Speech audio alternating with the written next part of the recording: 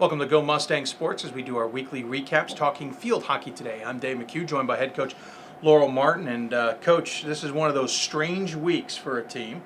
The season continues without you because you guys got the bye in the conference this week. So you are off. Right. You have wrapped up your regular season. That's both a blessing and a curse. We'll talk about that in just a minute. But let's talk about how the season ended. Games against Messiah and Albright. Messiah at home and Albright on the road. You split those, but they both sounded like they were games that were kind of nip and tuck a little bit. Yeah. I mean, we were contenders certainly against Messiah.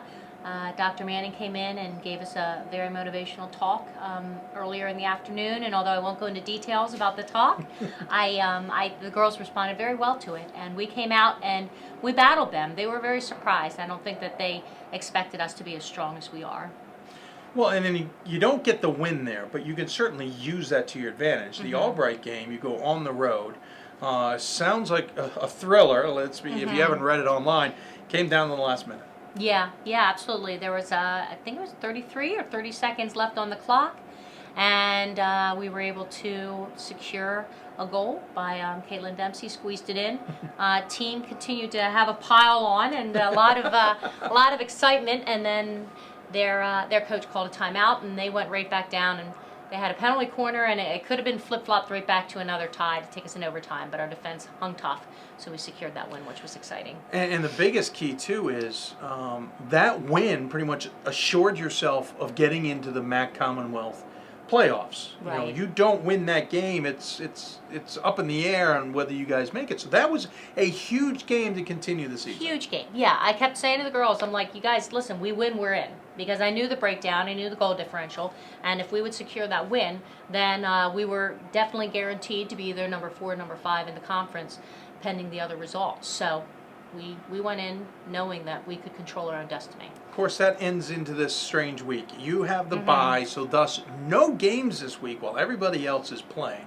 Very tough to schedule any other opponent outside of conference because everybody's almost everybody's in the same scenario in finishing up their conference play this week. You know you'll be playing Monday. We'll get to whether you're playing at home or away, but how do you get the team to stay on their toes? I mean, in some senses, it can be very nice to have this week off going into the playoffs, kind of freshen yourself up. It can also be tough because you can maybe get out of sync a little bit. How you keeping the team prepared? What's the mentality of this week? I think that this break for us is really a blessing. We're getting the girls caught up academically, and we're getting caught up with rest, and there's some fatigue. We've had some injuries of girls that are regular players off of the bench, and so we've had to be juggling around some positions and some different systems, and the girls need some rest, so they have the time to do that now. And then we're going to hammer them hard again here for 3 practices, and then we're going to take it light again and work on some team bonding and feed them well and keep them rested and positive energy going into the championship. So you got the Monday game. Whether you're home or away depends on basically 2 scenarios. Right. Give everybody an idea of what happens to make you be at home or on the road on Monday. Okay. Well, basically it's come down to 3 teams. So there is Alvernia, and there's Lebanon Valley College, and us. Okay. If Alvernia beats Widener and E-Town loses... if Alvernia beats Widener and LVC loses to Elizabethtown, then we will host Alvernia as the number 4 seed.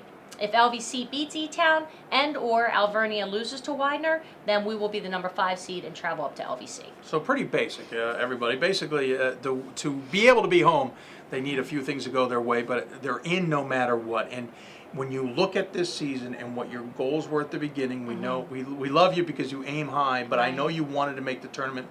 Worst case scenario, you made the tournament. You've got to feel good with that. No, absolutely, and we needed to, and it would have been devastating. I know certainly for myself and the coaching staff, but for the team as well, if we would not have made the tournament. So we're in now, and it's 1 game at a time. Yeah. One little game at a time. It'd be lovely if they could be playing here at home, obviously. Yeah. On Monday, we'll see how that all plays out down the road. So congratulations, let's just say, on a pretty good regular season. You make the MAC tournament, which was the ultimate goal. Oh, and we tied the all-time winning season for Stevenson University. There you go. I was going to say, that's the big one. That's nice, too. That's the big one.